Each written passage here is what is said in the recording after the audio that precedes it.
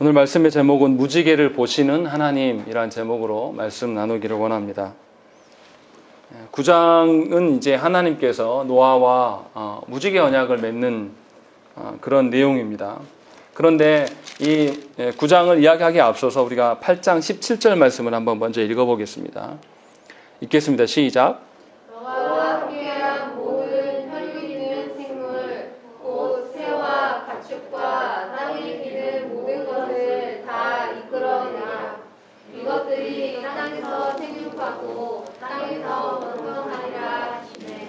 예, 이미 8장 17절에서 땅에서 번성하고 생육할 것들을 먼저 언급하셨습니다. 그리고 나서 9장에서 다시 이 부분을 반복을 하고 계신다는 것이죠. 그래서 어떤 분들은 9장을 8장 17절 말씀의 확장 정도로 오해하기도 합니다. 그러나 9장의 말씀은 단지 생육하고 번성하라는 말씀만 있는 것이 아니라 분명하게 언약에 대한 말씀들이 포함되어 있는 것이고 8장과 많은 다른 부분을 갖고 있습니다. 그래서 오늘 9장에서는 하나님께서 노아에게 맺으신 그 언약의 성격이 어떠한 것인가를 살펴보고 또 하나님께서 죄인들인 이들에게 언약을 맺으시는 이유, 또 죄인들에게 언약을 맺어주셨기에 죄인들이 어떻게 행해야 될지를 우리가 말씀을 통해서 함께 살펴보시기를 원합니다. 먼저 우리 1절 말씀 한번 읽어보시죠. 1절 말씀 읽겠습니다. 시작. 하나님이 노아와 그의 아들들에게 복을 주시며 그들에게 이르시되 생육하고 번성하여 땅에 충만하라. 땅에 1절 말씀 보시면 생육하고 번성하여 땅에 충만하라 이렇게 말씀하고 있습니다. 이것은 창세기 1장에서 하나님께서 두 번이나 22절과 28절에서 두 번이나 반복하신 것을 생각나게 합니다. 하나님께서 처음 피조물들을 창조하시고 피조물들과 사람들에게 생육하고 번성할 것을 분명히 창세기 1장에서 말씀하셨습니다. 그것과 매우 흡사하게 닮아 있어요. 그래서 하나님께서 홍수로 말미암아서 이 악인들을 다 제거하시고 새로운 상태가 되었을 때에 그 시작을 재창조의 과정으로서 지금 새롭게 시작하고 있음을 우리가 알아야 되는 것이죠. 그러니까 홍수는 단지 심판만이 아니라 새로운 창조의 시작이다라는 것을 알려주는 것이 1절의 말씀입니다. 그런데 창세기 1장과는 또 차이점도 있어요. 어떤 차이점이 있냐면 1절에서 보시면 누구에게 말씀하십니까? 노아와 그 아들들에게 먼저 말씀하고 있다는 것이죠. 그러니까 복을 받고 번성할 대상들이 노아와 그 아들들에게 국한되어 있음을 우리가 알 수 있습니다. 창세기 1장에서는 모든 피조물들을 동반하여서 말씀하셨습니다.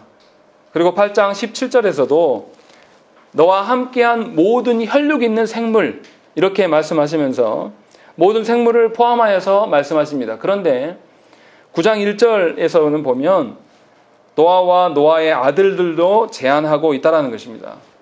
그리고 먼저 이것을 언급해요. 물론 뒤에 가면 또 하나님께서 동물들도 포함하여서 말씀하고 있는 것이 또 나타나기는 합니다.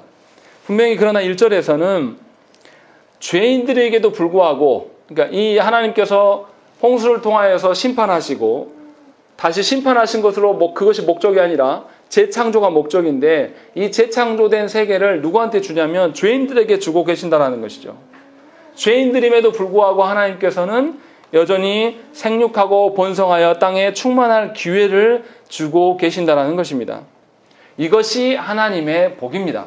분명히 1절에서도 노아와 아들들에게 복을 주셨기 때문에 그들이 생육하고 번성하고 땅에 충만하게 될 것이다. 이렇게 말씀하고 있다는 것이죠. 그러니까 하나님께서 복을 주신다라는 의미를 우리가 잘 생각을 해봐야 돼요. 또 7절에 어떻습니까? 7절에 다시 한번 이야기를 합니다. 7절 말씀 읽겠습니다. 시작.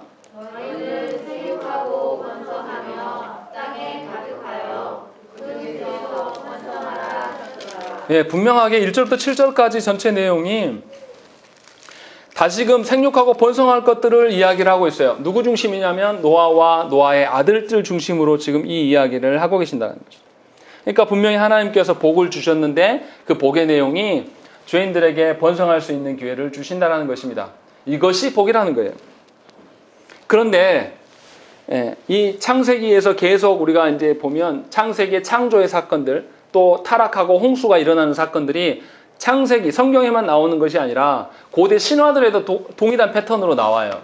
많은 신화들에서. 그런데 차이점이 있습니다. 고대 신화들에도 홍수가 나오는데요. 홍수 이후에 기록하는 방식이 좀 달라요. 그 하나를 이제 이야기를 해보면 아트라시스 서사시라는 곳이 있는데 거기에서 홍수가 나오는데요.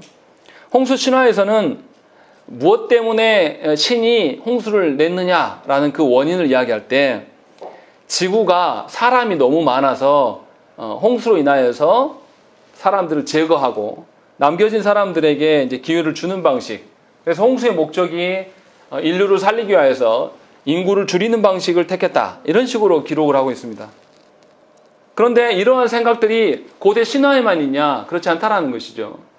우리 시대에도 동일한 생각들을 갖고 있습니다. 지금 우리 세계의 인구가 얼마나 됩니까? 약 70억 정도 생각을 하고 있습니다. 그래서 너무 많은 사람들이 지구에 존재하기 때문에 고통을 받는다라고 이야기를 합니다. 그리고 자연을 훼손하는 가장 근본적인 원인이 누구라고 말합니까? 사람이라고 우리 시대는 이야기를 하고 있습니다. 그래서 인구를 줄여야 된다. 지구가 사람들로 인하여서 너무나 몸살을 겪고 있다. 이 말을 우리가 흔히 듣지 않습니까? 그래서 인구 억제 정책이 지구를 살리는 것이고 지구 멸망이 마치 사람들이 원인인 것처럼 설명을 하고 있습니다. 이러한 시대 정신은 우리의 일상에 깊이 파고들고 있어요. 그래서 어떻습니까? 예전에 자녀를 2명만 낳아서 잘 기르자 뭐 이렇게 말하고 요즘에도 어떻습니까?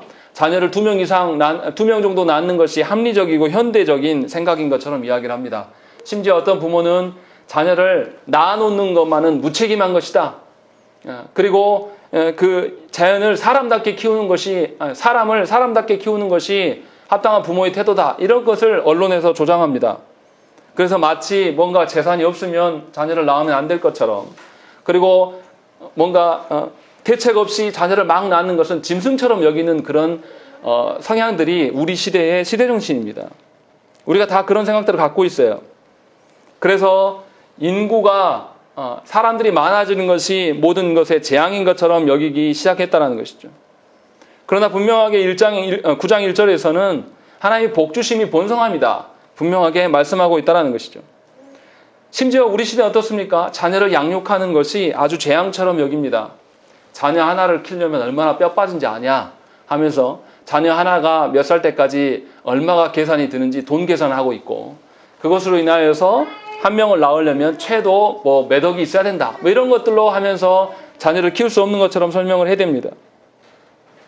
그래서 자녀가 복이 아닌 매우 힘들게 하는 것이고 고되고 견디기 힘든 일로 여긴다라는 것이죠. 그래서 요즘 젊은 엄마들 어떻습니까? 1명, 2명도 건사하기 힘들어서 굉장히 힘들어하고 그 일들을 그 부모 세대에게 또 요청하는 것이고 그것이 자녀를 양육하는 것부터 멀어지는 것이 합당한 것처럼 이 시대는 이야기를 해버립니다. 심지어 어린이집이 없으면 안 될 것처럼 이야기를 해요.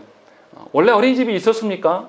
어린이집이 있어서 자녀를 양육했습니까? 그렇지 않았다라는 것이죠. 이러한 고대 신화에서 있었던 일들이 지금 현대에도 있어요. 인구 문제가 모든 것의 문제인 것처럼 설명하고 인구 문제가 모든 것의 원인인 것처럼 사람이 문제인 것처럼 모든 것을 설명한다는 것이죠. 그러나 하나님께서는 분명하게 번성하게 되고 충만하게 되고 생육하게 되는 것이 하나님의 복이다 라고 말씀하신다는 것이죠. 우리의 생각을 완전히 뒤집어 놓는 사건을 지금 말씀하고 있다는 것입니다. 어떻습니까? 지구가 정말로 이 인구를 70억이라는 인구를 감당하지 못하고 있습니까?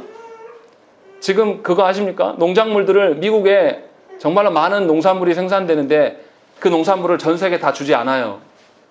가격을 정리하기 위해서 생산량 중에 많은 부분을 바다에 수장시킵니다. 물고기 밥으로 뿌려요. 그렇게 해야지 농산물의 가격이 유지가 됩니다. 이것이 선진국들의 농업 정책이에요. 또 그 역사적으로 보면 어떻습니까? 18세기에 지구의 인구가 약 20억 정도 되면 감당하지 못할 것이다 라고 짐작을 했어요. 미래학자들이. 그런데 20세기에 이것을 수정합니다. 아니 20억이 아니라 40억까지는 견딜 수가 있다 라고 짐작을 해요. 그런데 지금은 얼마입니까? 지금 70억이에요. 그때 생각했던 것들이 다 추정치일 뿐이지 그 추정치가 정확히 맞은 적이 없습니다. 그런데도 불구하고 인구 증가를 염려하면서 또 무엇을 염려하냐면 우리 전 인류 말고 우리나라만 놓고 이야기할 때 또 뭘 염려합니까? 인구 고령화를 염려하고 있어요. 나이가 많아지기 때문에 앞으로 우리 아이들 세대에서는 한 명이 두 노인들을 먹여 살려야 된다. 이런 염려를 해요. 그래서 자녀 출산을 더 해야 된다라는 것이 우리나라의 또 입장인 것이죠. 이게 이율배반적이지 않습니까? 분명히 인구 때문에 모든 것이 온 것처럼 이야기했는데 또 인구가 없기 때문에 또 고민하는 이런 현대인들. 이것이 우리 삶의 모습이라는 것이죠.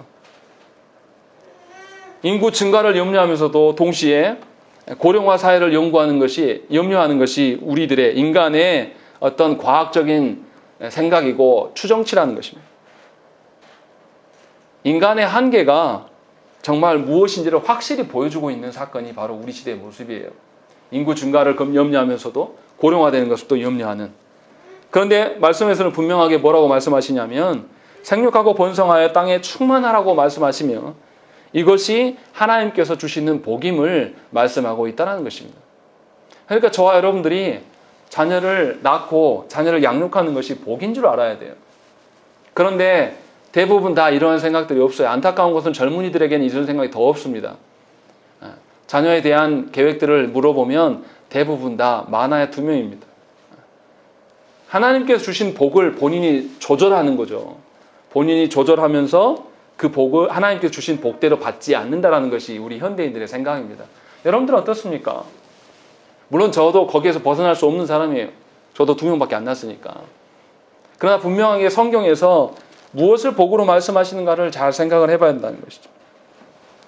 그리고 나서 2절부터 4절까지는 이제 하나님께서 동물의 생명을 사람에게 주고 있는 것을 우리가 볼 수 있어요. 제일 처음 하나님께서 창조하셨을 때에 인간에게 하나님께서 식물을 양식으로 주셨습니다. 창세기 1장 28절과 29절 말씀에 그게 나와요. 그런데 이제 홍수 이후에 동물을 양식으로 주고 계신다는 것이죠. 다시 말하면 양식을 확장케 하고 있는 거예요. 어떤 의미냐면 창조 시에 식물을 주셨고 홍수 이후에 동물을 주셨다. 이 말은 홍수의 의미가 뭐하고 버금가다라는 것이죠. 창조와 버금가는 것이다 라는 것을 우리에게 알려주고 있는 것입니다. 그러니까 단지 2절부터 땅의 모든 짐승과 공중의 모든 새와 땅에 기는 모든 것과 바다의 모든 물고기가 너희를 두려워하며 너희를 무서워하리니 이것들은 너희의 손에 붙였음이라. 손에 붙여준 것이 그냥 붙여준 것이 아니라 재창조의 과정이기 때문에 너희에게 더 많은 권한을 부여하고 계신다라고 이야기를 하고 있다는 것입니다. 다시 말하면 첫 창조 때보다 지금 인류에게 하나님께서 더 많은 권세를, 더 많은 권위를 부여하고 있는 것을 우리가 알 수 있다는 것입니다. 분명하게 첫 창조 때도 하나님께서 그 이야기를 하셨어요. 아담에게 모든 동물의 이름을 부여하라고 말씀하셨어요. 그런데 그때의 이름을 부여하는 것은 그 동물의 특징이 되는 거예요. 그러니까 아담이 이름을 부여하는 것은 동물들과 관계 맺음이라고 말할 수가 있는 것이죠. 그런데 홍수 이후의 동물들은 2절에 있는 것처럼 어떻게 합니까? 사람을 두려워하는 지경에 이르고 말았음을 알려주고 있다는 것이죠. 분명하게 뭔가 권세나 권위들은 늘어난 것처럼 보이지만 사람과 짐승의 관계가 심각하게 파괴되어 있고 또 서로 적대적인 관계를 형성하게 되었음을 분명히 창세기 기사는 우리에게 알려주고 있다는 것입니다. 그러니까 홍수 이전의 모습으로 다시 돌아갈 수 없음을 이야기를 하고 있어요. 그래서 하나님께서는 어떻게 합니까? 권세를, 모든 동물들의 생명을 사람의 손에 맡기신 권세를 넓혀주셨으나 바로 뭐라고 합니까? 4절에 뭐라고 합니까? 그러나 고기를 그 생명되는 핏째 먹지 말 것이니라 라고 이야기를 하고 있어요. 분명히 하나님께서 모든 생명의 권한이 당신에게 있음을 알려주시는 거예요. 다시 말하면 그 권위를 남용하지 말도록 장치를 마련해 두고 있다는 것입니다. 그러니까 이 하나님께서 노아와 노아의 아들들을 어떠한 인간으로 보고 있는 것이죠? 죄 없는, 스스로 잘할 수 있는 인간으로 보고 있는 것이 아니라 죄인이기 때문에 권세를 넓혀준 만큼 제한을 제시하고 있다는 것입니다. 그러니까 그들의 죄성을 이겨내서 피를 금하심으로 말미암아 그들의 정체가 무엇인지를 확인하라고 이러한 방식을 취하고 있다는 것입니다. 이거 어디서 많이 보지 않았습니까? 모든 동물들을 네가 마음대로 해라. 그러나 피채 먹지는 말라. 딱 한 가지만 그 맛이죠. 이거 어디서 있었던 이야기입니까? 하나님께서 선악과를 주실 때도 동일한 방편이었어요. 에덴 동산에 있는 모든 나무의 과실을 네가 먹어라. 그러나 뭐는 먹지 마라. 선악을 알게 하는 나무의 열매는 먹지 말라라고 말씀하신 것과 너무 흡사하게 닮아 있다라는 것입니다. 그러니까 하나님께서 무엇인가 권세를 주실 때는 권한을 주셔요. 넓혀 주셔요. 그러나 넓혀 주실 때에 죄인들이기 때문에 뭐를 또 부여하십니까? 분명히 절제해야 될 어떤 기준들을 다시 제공하고 있는 거예요. 누려야 될 것과 하지 말아야 될 것들에 대해서 하나님께서 언급하고 계심을 우리가 알아야 된다는 것입니다. 하나님께서 분명하게 비록 타락한 인간이지만 홍수를 통하여서 재창조의 과정을 거쳐서 다시금 기회를 부여하고 계신다는 것이죠. 그냥 기회만 부여하시는 것이 아니라 이들을 타락하지 않도록 하나님께서 붙잡고 계신다는 거예요. 그러니까 하나님의 입장에서는 해야 될 일이 더 많아진 거예요. 재창조로 인하여서 다시금 기회를 주어졌지만 또한 이들이 죄인이기 때문에 타락한 존재들이기 때문에 이들의 타락까지도 맡고 계시는 하나님의 일하심을 우리가 보아야 된다는 것이죠. 세상에 어떤 사람이 자격 없는 사람들에게 또 한 번 실패한 사람에게 더 많은 권한을 주면서 더 많은 권세를 주면서 그 사람이 실패하지 않도록 더 많은 분발을 하면서 노력하는 사람이 세상에 어디 있습니까?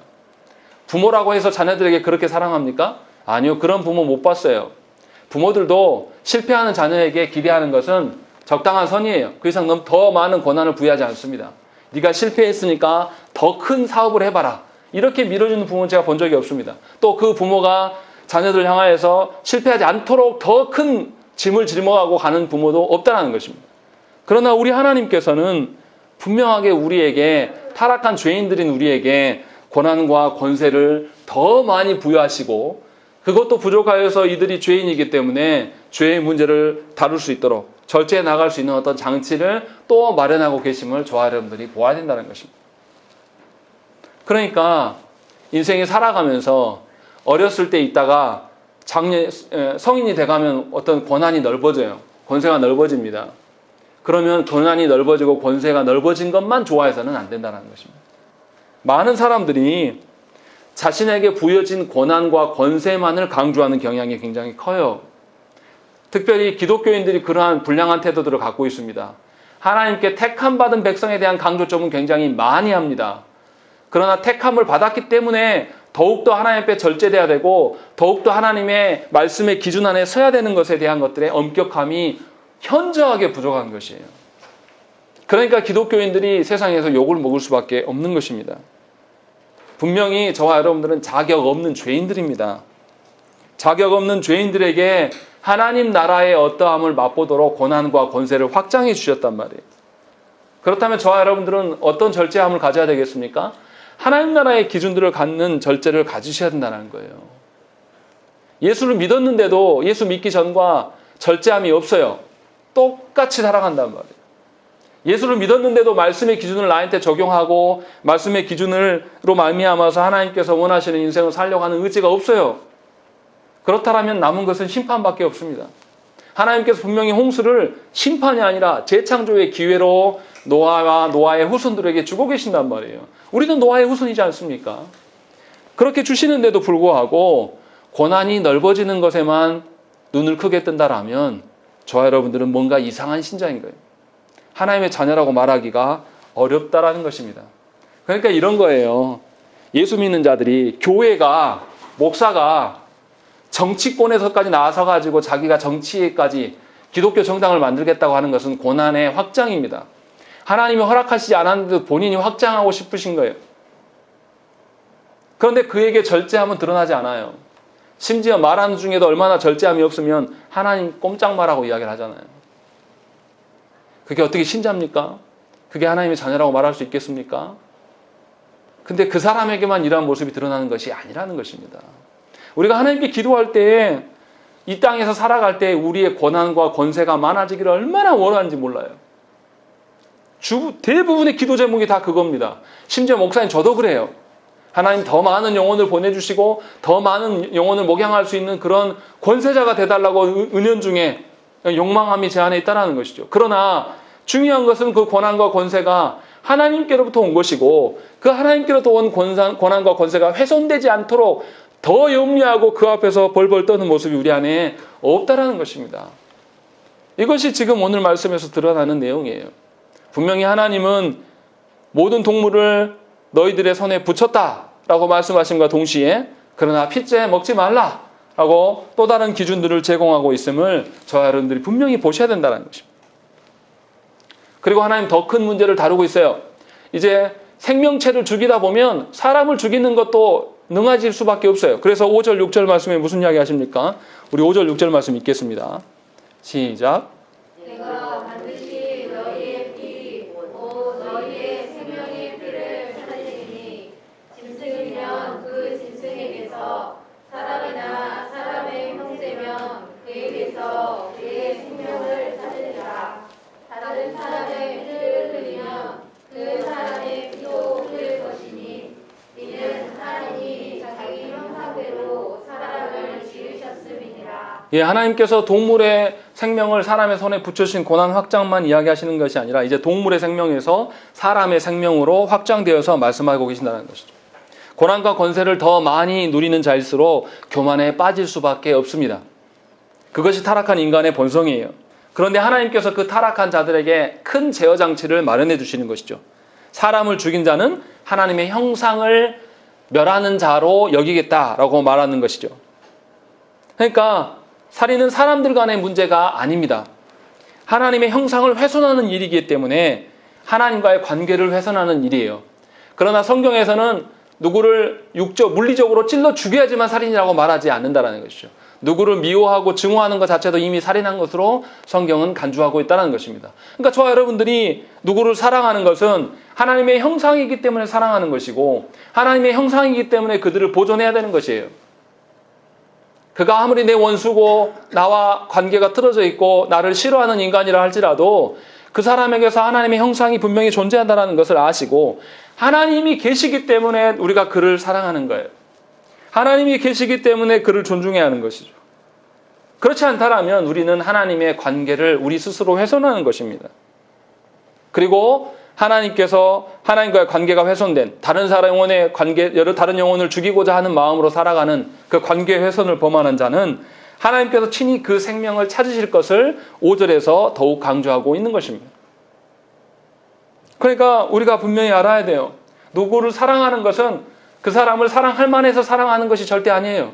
하나님의 형상이기 때문에 우리가 하나님의 관계를 너무나 존중하기 때문에 그 사람에게 사랑할 만한 어떤 여지가 없음에도 불구하고 하나님의 형상을 바라보는 눈으로 그를 사랑할 수 있어야 되는 것이죠.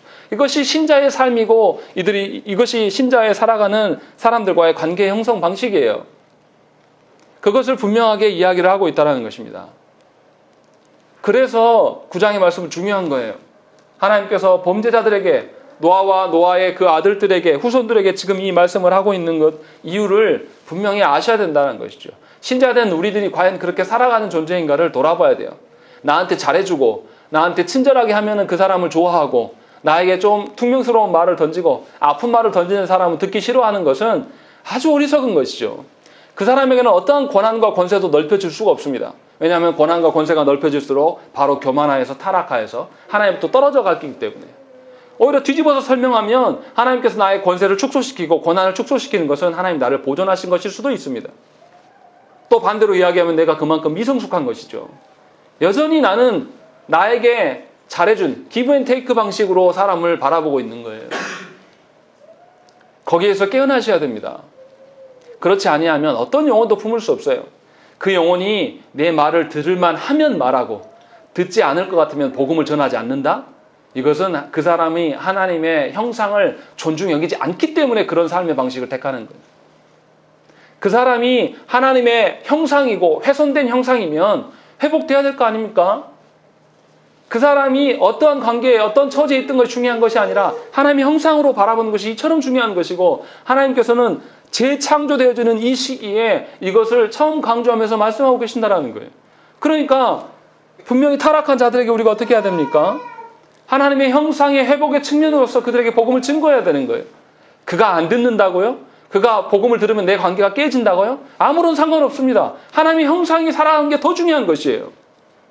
그러한 방식으로 영혼을 바라보지 않기 때문에 하나님께 돌아오지 않는 그런 사람들에게 복음을 증가하지 않는 것이에요. 그냥 내버려 두는 것입니다. 그것은 사랑하는 것이 아닙니다. 그냥 물리적으로, 육신적으로만 그를 바라보고 있는 것뿐이에요. 하나님 나라에서 두 번 다시 너와 함께하지 않겠다. 이런 방식으로 바라보는 것이죠. 하나님께서 범죄한 자들에게 이러한 하나님의 형상을 여전히 언급하고 있다는 것이 놀라운 점이에요. 생각을 해보세요. 하나님께서 처음에 아담에게 우리의 형상대로 사람을 창조하자라고 하나님께서 말씀하셨어요. 그런데 아담이 타락해버렸단 말이에요. 그래서 하나님의 형상이 없어졌습니까? 없어졌다라면 오늘 9장에서 이 말씀이 안 나와야죠. 그런데 놀라운 것은 뭐냐면 하나님의 형상이 여전히 죄인들에게 존재한다는 거예요. 이것이 하나님의 놀라운 은혜예요. 다시 말하면 우리가 누구를 사랑하는 것은 우리 힘으로 사랑하는 것이 아니라 하나님의 형상을 그 영혼들에게 각각 심겨두셨기 때문에 우리가 사랑할 수 있단 말이에요. 하나님께서는 그것을 여전히 보존하고 계신다는 것이죠. 다시 말하면 죄가 하나님의 형상을 결코 지울 수 없다는 것이에요. 인류가 타락해서 이제는 아무것도 기대할 수 없는 상황에 놓여 있는데도 불구하고 여전히 타락한 그들에게 하나님께서는 하나님의 형상을 남겨두신 거예요. 이게 무슨 말입니까? 하나님을 알지 못하는 자들에게도 우리가 복음을 전하여서 하나님의 형상이 회복되어지기를 소망해야 된다는 거예요. 하나님께서 포기하지 않았는데 어떻게 내가 포기합니까? 하나님께서 포기하지 않으셔서 그 자녀에게 또 다른 영혼들에게 하나님의 형상을 여전히 훼손되었지만 남겨두셨다라고 분명히 성경에서 말씀하는데 왜 우리가 포기합니까? 내가 말하면 저 아이가 복음을 안 들을 것 같아서 말 안 합니까? 그것이 교만이라니까요. 하나님의 형상을 분명히 남겨두셨다라고 오늘 본문에서 이야기하는데 우리는 없다고 이야기를 응답하는 거예요. 그 사람과 관계가 훼손될까 봐 하나님의 형상의 회복을 아예 꿈꾸지도 않는 거예요. 그래서 복음을 제시하지 않고 그를 용서하지 않고 그들을 따뜻한 마음으로 품어내지 않아요. 그에게 복음을 들을 수 있는 환경을 조성해 주지 않는단 말이에요. 그러나 분명히 하나님은 재창조하시고 노아와 노아의 후손들에게 이 말씀을 하고 있다는 것을 우리가 명심해야 됩니다. 그렇지 않으면 우리는 재창조의 그 피조세계에 서 있는 사람이 아닙니다. 하나님과 상관없이 그냥 서 있는 거예요. 내 마음대로. 분명히 하나님의 형상을 제시함으로 타락한 인류를 내버리지 아니하시고 하나님 앞에서 살아가시게 하시도록 하나님은 절제의 삶을 우리에게 요청하시고 또 절제할 수 있도록 어떤 제도를 마련하시고 그런 방식으로 우리를 인도해 가시고 계신다는 것이죠. 이것 자체가 하나님의 은혜예요. 이러한 은혜를 누리는 자만이 마땅히 하나님께 받은 은혜를 하나님을 알지 못하는 자들에게 전달할 수가 있는 것이에요. 마땅히 하나님께 받은 것을 전달할 수 있으려면 우리가 그 받은 은혜를 누려야 된단 말이에요. 그럴 때에만 하나님께서 우리를 다스리는 방식 앞에 우리가 순응하면서 서는 거예요. 그냥 내가 정해진 예배 잘 나오고 헌금 잘하고 그냥 종교생활 잘하면 그것이 하나님 나라를 확장하는 것이고 하나님 나라의 어떠함을 드러내는 것이 아니라는 것이란 말이에요. 그러니까 그리스도인들이 우리를 핍박하는 자들에게도 여전히 하나님의 형상이 남아있음을 알아야 돼요. 정부가 예배를 못 드리게 해서 우리를 핍박하는 것이기 때문에 정부에 항거하고 부총리실에 전화해가지고 우리 예배 때 방해했으니까 너희도 구내식당 이용하지 마라. 그것이 기독교인입니까? 그것을 유튜브에 버젓이 올려놓고 이것을 잘하고 있는 거라고 그것을 광고하고 SNS에 퍼뜨리는 것이 기독교인들입니까? 기가 막혀요. 저도 그 SNS를 받았어요. 그래서 무슨 내용이냐 한번 들어가 봤더니 어처구니가 없는 겁니다. 하나님께서 명하신 형상의 회복들을 안 하면서 조그만 권리만 훼손되면 아주 난리 법석을 떠는 것이 기독교인들이란 말이에요. 기가 막히는 거예요. 하나님께서 우리에게 어떻게 하셨는데 하나님께서 타락한 우리들에게 새로운 기회를 부여하시기 위해서 어떻게 행하시고 계시는데 우리가 이러냐는 말이에요. 당신의 아드님까지 내어주시면서 다시금 하나님의 나라를 꿈꾸며 회복하라고 우리에게 명하고 계시고 그 기회를 주고 계시는데도 여전히 우리들은 없는 것만 이야기해요. 결핍된 것만. 왜 하나님께서 결핍케 하시는지를 생각하지 않는단 말이에요. 왜 노아와 노아의 아들들에게 심판으로 모든 것들을 다 수장시키고 난 다음에 이 말씀을 하시는지를 좀 우리가 알아들어야 된단 말이에요. 없는 것만을 이야기하고 안 된 것만을 이야기하면서 이것이 없기 때문에 하나님이 없다라고 말하면 그 사람은 하나님 자녀일 수가 없는 거죠. 하박국 선지자가 뭐라고 합니까? 아무 열매가 없어요. 사계절 나는 그 봄에도 여름에도 겨울에도 가을에도 아무런 수확이 없어요. 그리고 심지어 자기들이 목축업을 하는데 외양간에 소가 없어요. 뭐 키울 게 없단 말이에요. 그런데도 자신은 하나님으로 말미암아 기뻐하겠다라고 찬양하는 거예요. 이것이 신자됨이란 말이에요. 이것이 하나님이 말씀하시는 하나님 나라를 바라보는 삶의 사람의 태도란 말이죠. 하나님께서 지금 그 말씀을 하고 계시는 거예요. 죄인들에게. 그러니까 1절, 7절을 정리하면 이런 겁니다. 하나님께서 홍수를 통해서 심판을 실행하셨습니다. 그런데 심판만 실행하신 것이 아니에요.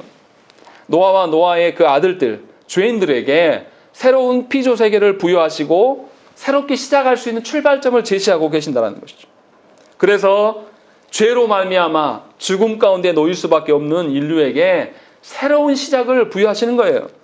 생명을 더욱 풍성케 하고 하나님께서 말씀하시는 그 방식대로 이 땅에서 번성하고 충만하라고 새로운 시작을 권유하고 계신다는 거예요. 그러니까 노아와 노아의 아들들은 분명히 모든 동물들에 대한 그 권한을 부여받았지만 이들은 동물을 죽이는 자가 되면 안 돼요. 생명을 죽이는 자가 되어서는 안 돼요. 뭐 하는 자가 되어야 됩니까? 생명을 살리는 자가 되어야 되는 거예요. 생명을 낳는 자가 되어야 된단 말이에요. 그러니까 저와 여러분들이 노아의 후손이지 않습니까? 하나님께서 우리를 그렇게 세상으로부터 건져내셨지 않습니까? 그럼 우리는 뭐 해야 되겠습니까? 영혼을 살리는 자가 돼야 돼요. 수십 년 예수를 믿었음에도 불구하고 딸랑 본인 영혼 하나 지키면서 내가 하나님의 자녀하고 하나님의 직분자입니다. 이게 말할 수 있냐 이 말이에요. 사기치는 거예요. 하나님의 그 명령 앞에서 하나님의 그 주시는 그 말씀을 너무나 소홀히 여기는 거죠.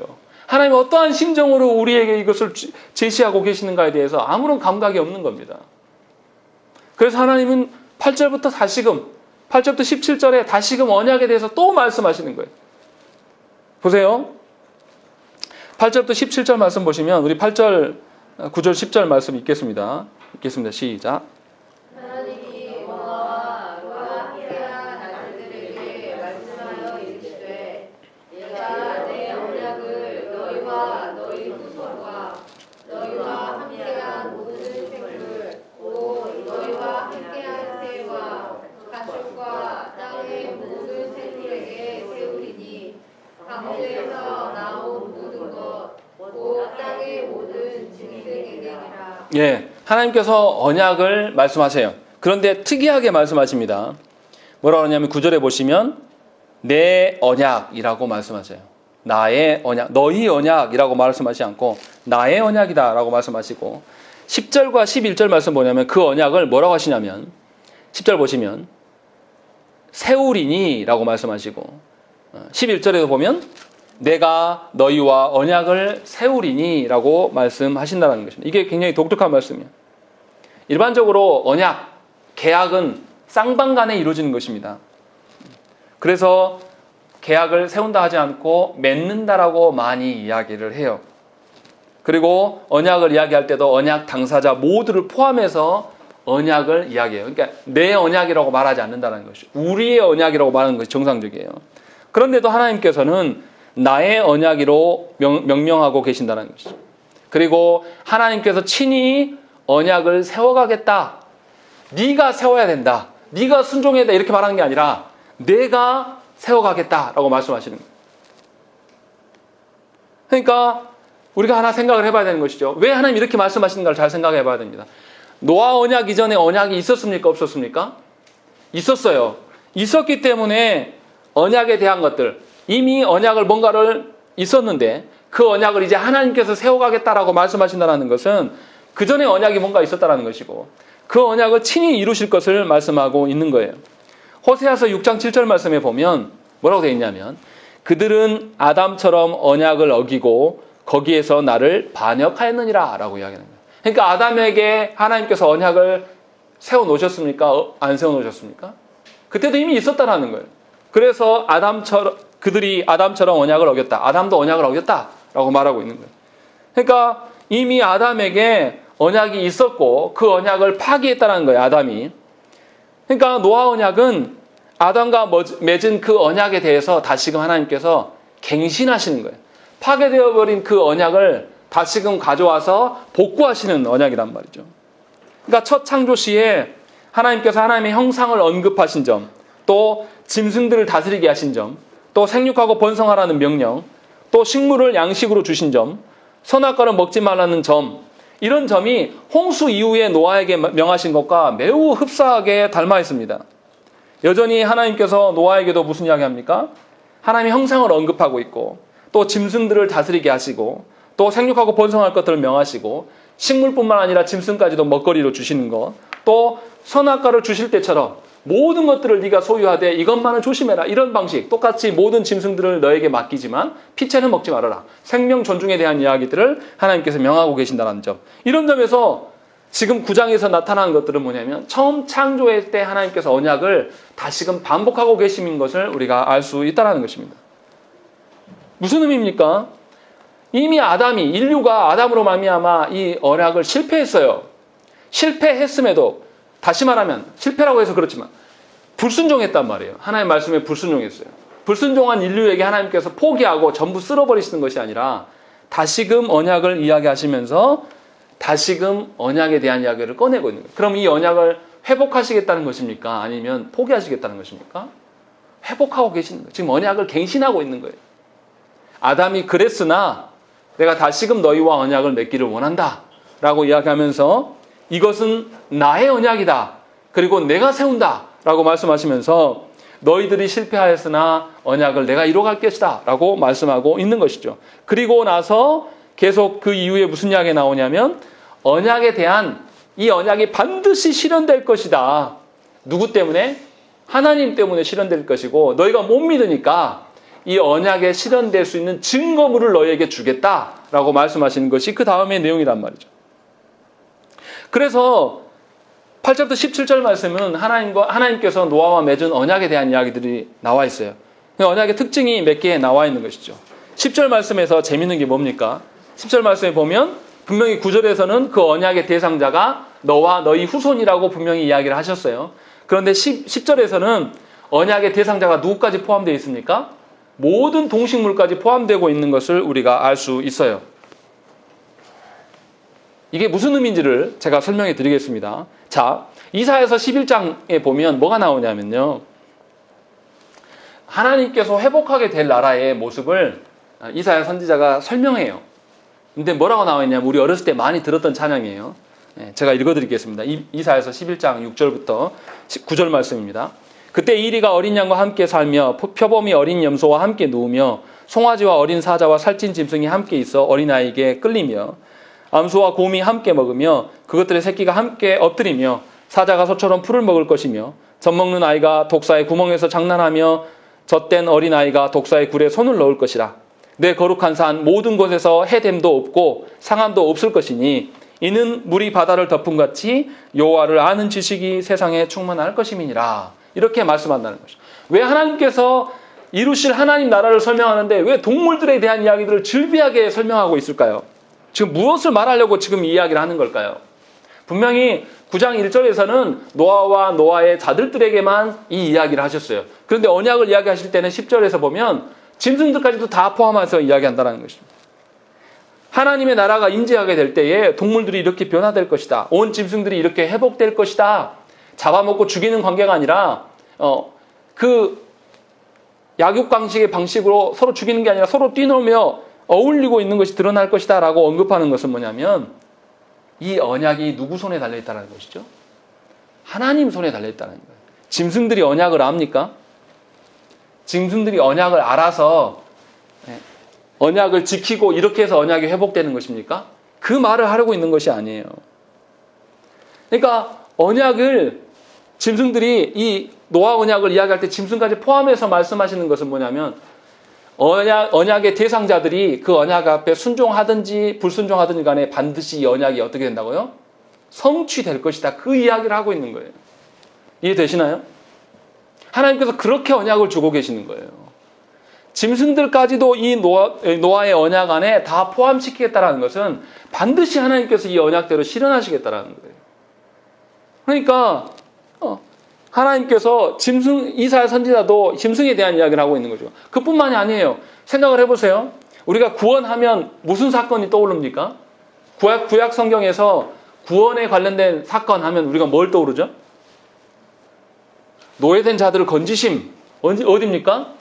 출애굽 이야기를 떠올려요. 출애굽 마지막에 무슨 사건이 나타납니까? 10가지 재앙 중에서 장자를 하나님 죽이시는 사건이 나오는데 거기서 장자를 죽일 때 장자만 죽입니까? 짐승의 첫 새끼들도 다 죽입니까?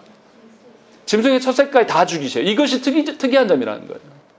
하나님 언약을 맺으실 때에 짐승까지도 언약의 대상까지 넣겠다는 것은 이 짐승들이 하나님 언약을 알아서 순종하면 이루어진다는 뜻이 아니란 말이에요. 짐승들이 뭘 합니까? 모른다라는 거예요.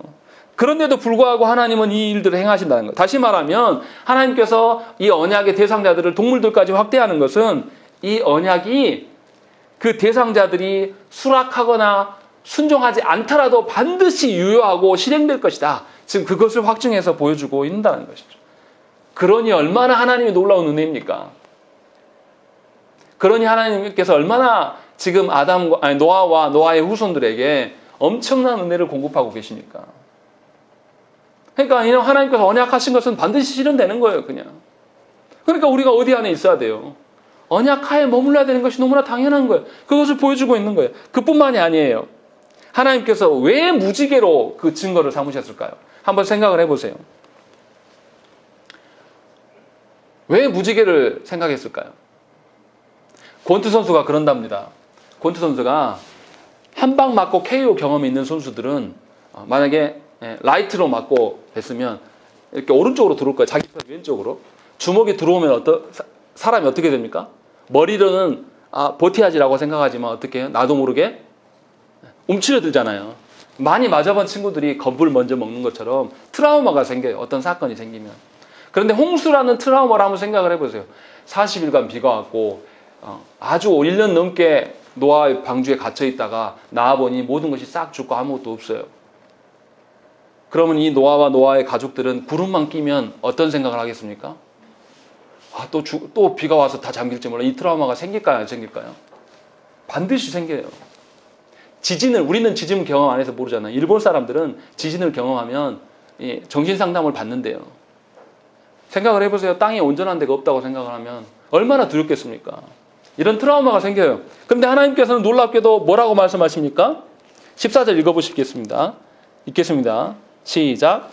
내가 구름으로 땅을 덮을 때에 무지개가 구름 속에 나타나며. 의도적으로 이렇게 설명하고 있는 거예요. 구름 속에 무지개를 두시겠다라는 거예요. 이것은 무슨 말입니까? 하나님께서 구름만 끼면 노아가 트라우마에 걸릴 것 같아서 무지개를 딱 걸어두시는. 이 말은 뭔 말입니까? 염려하지 마라. 다시 홍수로 심판하지 않는다. 작은 일인 것 같지만 무지개 한 방으로 이 노아와 노아의 가족들의 트라우마를 씻어내시는 하나님이. 그것까지도 염려하여서 배려하시고 계시는 하나님이란 말이에요. 그것을 볼 수가 있다는 거죠. 그러니까 홍수가 노아의 일가족에게 심판, 뭔가 폐허가 되는 잔혹함만으로 남아있는 것이 아니라 새 소망으로, 희망으로 주시기 위하여서 일부러 무지개를 선택하시는 하나님이란 말이에요. 얼마나 하나님께서 세심하게 살피고 계십니까? 하나님께서 우리가 세상으로부터 건져내기 위하여서 세상의 가치들을 다 끊어내신단 말이에요. 끊어내시고 우리를 불러냈단 말이에요. 노아의 가족도 그렇지 않습니까? 세상의 모든 것을 심판하시고 난 뒤에 이들을 노아의 언약 가운데 불러내시는 거예요. 그래서 우리가 트라우마가 생길 것 같은데 놀랍게도 하나님은 무지개를 주셔서 트라우마가 생기지 않도록 회복하고 계심을 우리가 말씀을 통해서 볼 수 있다는 거예요. 더 놀라운 것은 뭡니까? 15절과 16절 말씀 읽겠습니다.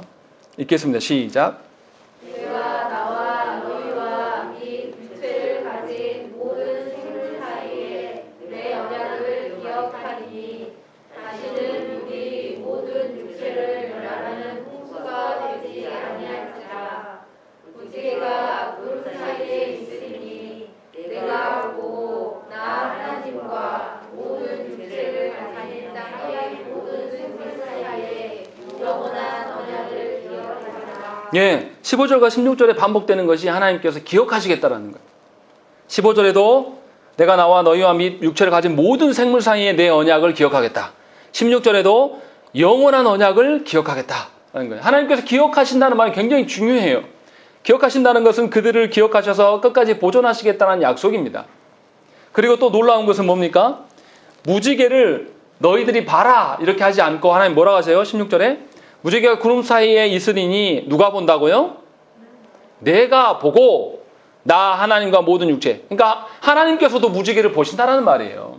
하나님께서 무지개를 보시고 무지개를 보실 때마다 언약을 기억하시겠다라고 말씀하시는 거예요. 다시 말하면 이 언약이 반드시 실현시키실 것이고 그 언약에 대한 확증으로서 무지개를 주셨는데 이 무지개에 누구도 매이시겠다라는 거죠.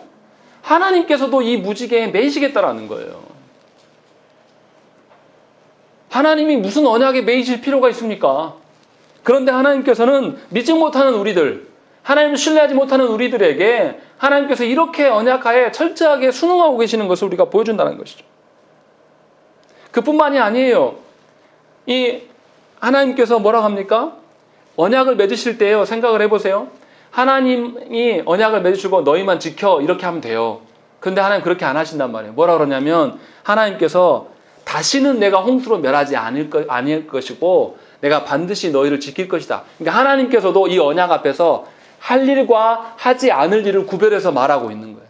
사람에게 할 일과 하지 않을 일만 말씀하신 것이 아니라 누구도 말씀하시는 거죠. 하나님께서도 친히 내가 이 언약 앞에서 이제는 홍수로 멸하지 않을 것이고 무지개를 볼 때마다 이 언약을 기억할 것이다. 본인도 이 언약 앞에 매이시면서 할 일과 하지 않을 일을 이야기를 하고 있는 거예요. 하나님이 뭐 때문에 우리들과 똑같은 방식으로 언약을 맺으실 필요가 있습니까? 우리가 너무 불안해하니까 하나님 주신 언약을 도저히 못 믿고 세상의 가치들만 여전히 바라보면서 그거 자꾸 울고 있으니까 하나님께서 나도 이 언약에 매진다. 내가 맺은 이 언약을 좀 봐라. 이렇게 지금 우리에게 말씀하고 계신단 말이에요.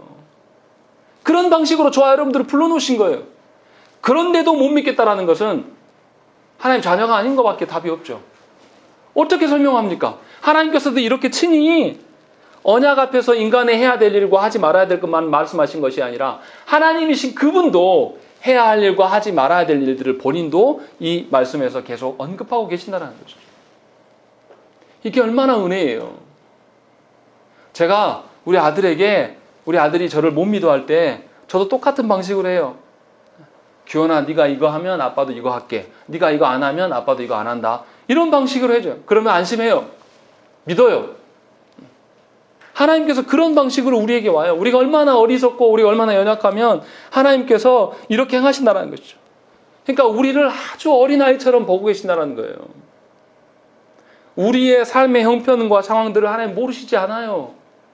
다 아십니다. 그런데 그러한 세상의 삶의 방식으로 살아가서는 우리가 하나님과 관계 맺을 수 없고 더 영원하고 큰 것을 볼 수가 없기 때문에 하나님께서 새로운 언약을 주시고 말씀대로 살라라고 계속 말씀하시는 거예요. 폐허가 돼버린 것처럼 내 인생의 일들, 내 가정의 일들, 내 직업의 일들을 하나님께서 다 손 놓게 만드시고 그제서야 하나님 자녀로 불러놓으셨단 말이에요. 마치 노아의 일가족처럼 우리를 그렇게 부르신단 말이에요. 그리고 나서 하나님의 어떠함을 보이기를 원하신단 말이에요. 그러니까 예수 믿는 사람들은 다 하나씩 결핍을 경험한 적이 있어요. 누구에게 말 못할 그런 아픔들이 다 있단 말이에요. 그러나 아픔으로만 남아서는 신자가 아니란 말이죠. 하나님 그 아픔까지도 해결하시겠다고 지금 약속하고 계시는 거예요. 그렇게 저와 여러분들을 불러내시고 하나님의 자녀 되기를 원하신다는 거예요. 그렇기 때문에 우리가 이 질병 가운데서도 질병의 위험을 무릅쓰고도 여기 나와서 마스크 쓰고 앉아서 예배하는 거예요. 이 예배가 뭡니까? 바로 이 언약의 갱신이에요. 노아에게 죄인들에게 하나님께서 다시금 언약을 통하여서 이 언약이 반드시 성취될 것이다 라는 것을 갱신해 주신 것처럼 우리에게도 하나님께서 말씀으로 인하여서 언약의 갱신을 보여주는 것이 이 예배의 현장이란 말이죠. 그래서 우리가 예배하는 겁니다. 그러면 우리는 이 언약의 갱신을 계속 맛보면서 살아가야 돼요. 세상 사람들하고 싸우고 쟤네들이 우리를 핍박하네 이 이야기 할 것이 아니라 하나님 바라보면서 살아가는 거예요. 하나님께서 그렇게 약속하시니까. 얼마나 놀라운 은혜입니까? 하나님께서 얼마나 우리를 잘 아십니까? 얼마나 영원한 것들, 소망한 것들을 우리에게 확인시켜 주려고 몇 가지 장치를 지금 마련해 주시고 무지개도 주시고 또 동물들까지도 집어넣어가지고 그들이 순종 안 해도 다 이루어진다라는 거 알려주시고, 당신도 거기에 언약에 매이시고, 그것도 안 돼서 이 언약이 이러한 거다라고 말씀을 우리에게 주시지 않습니까? 이러한 방식으로 저와 여러분들을 불러내시고 인생 되게 하신단 말이에요. 하나님께서 우리를 한 번도 버린 적이 없어요.